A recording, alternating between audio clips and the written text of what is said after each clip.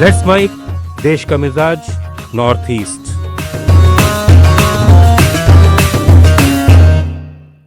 असम की कलाकार बिरादरी ने मशहूर गायक जुबीन गर्ग की 19 सितंबर को ही असामयिक मृत्यु की पारदर्शी और गहन जांच की मांग को लेकर एक ऑनलाइन याचिका शुरू की है।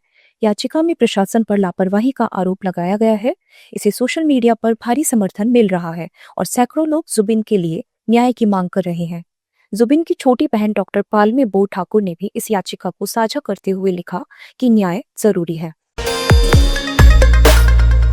इधर नलबाड़ी जिला युवा कांग्रेस के तिहु विधानसभा इलाके के चमता में मशाल प्रदर्शन और श्रद्धांजलि सभा की, जिसमें जुबिन की मृत्यु की निष्पक्ष जांच की मांग की गई। 23 दिन बीत जाने के बावजूद सरकार पर जांच में ढिलाई का आरोप लग रहा है। युवा कांग्रेस कार्यकर्ताओं ने जुबिंदा अमर रहे, हमें न्याय चाहिए के नारे लगाए। ऑल इंडिया यूथ कांग्रेस के अध्यक्ष उदय भानु चिब ने कहा कि मामले का जल्द से जल्द खुलासा होना चाहिए। और अभी भी ये चीजें सामने नहीं आ रही हैं कि कैसे हुआ, क्या हुआ।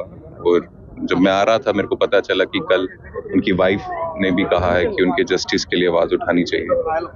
तो इतना डायलेमा, इतना अंधेरे में नहीं रखना चाहिए। जल्द से जल्द वैसा अप्रोच होना चाहिए कि सब लोग जो हैं, जो चाहते हैं, जानना चाहते हैं जुबिंदा के साथ क्या हुआ, क्या कारण थे, वो सामने आना चाहिए। दुर्भाग्य है कि उनकी फैमिली मेंबर्स को सामने आके ये बोलना पड़ रहा है कि उनकी जस्टिस के लिए आवाज उठाएं। तो ये नौबत आनी ही नहीं चाहिए। मुझे लगता है ये सच में बहुत बड़ा दुर्भाग्य है, चाहे हम स्टेट की सरकार की बात करें या केंद्र की सरकार की बात करें। क्योंकि केंद्र की सरकार को भी मैं इसलिए बोलूंगा क्योंकि वो देश के एक हीरे थे, पर्ल थे, देश की शान थे। तो इसमें जिम्मेदारी लेके जल्द से जल्द वो कार्रवाई करनी चाहिए ताकि उनके परिवार वालों को भी सेटिस्फेक्शन हो और असम और पूरे देश के लोगों को भी पता चले कि हमारे जो हीरो थे उनके साथ क्या हुआ। त्रिपुरा सरकार के सूचना एवं सांस्कृतिक विभाग ने अगरतला के रविंद्र भवन में शरद सम्मान समारोह मनाया।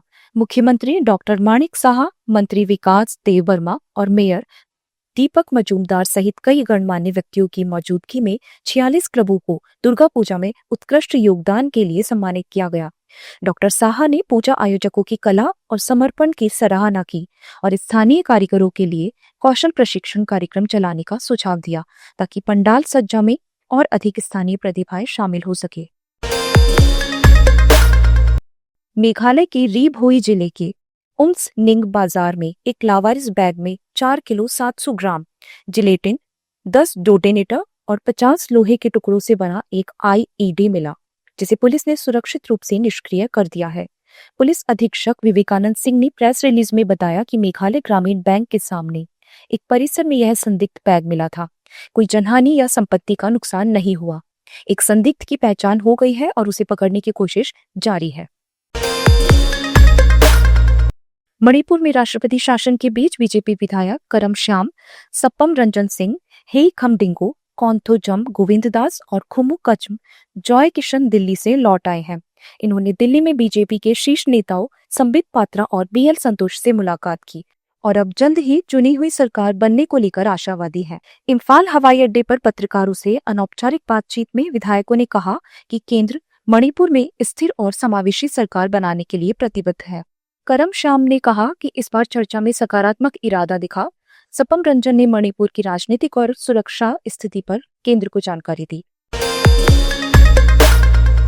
मिजोरम में छात्र संगठन मिजो जिलाई पॉल और मिजोरम मर्चेंट्स एसोसिएशन ने आइजोल के लम मोआल में चल रहे पहले इंटरनेशनल स्टार एक्सपो में इनर लाइन परमिट की जांच की। इसमें 36 गैर स्थानीय लोग बिना परमिट के पकड़े गए। इन लोगों को कार्रवाई के लिए अधिकारियों को सौंप दिया गया। दोनों संगठनों ने कहा कि यह जांच अवैध व्यापारिक गतिविधियों की शिकायतों के बाद की गई।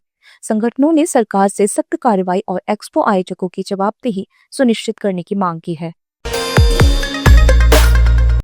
मेघालय के मुख्यमंत्री और नेशनल पीपुल्स पार्टी के अध्यक्ष कॉनरोड के संगमा ने नागालैंड में डिमापुर के एक रिसोर्ट में पार्टी की राज्य इकाई के साथ कई बैठकें की।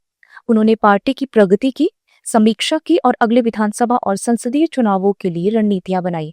संगमा ने दीमापुर और कोहिमा के NPP पार्षदों और महिला, युवा और अल्पसंख्यक मोर्चों से मुलाकात की। आप सुन रहे थे let's mic more than radio. Follow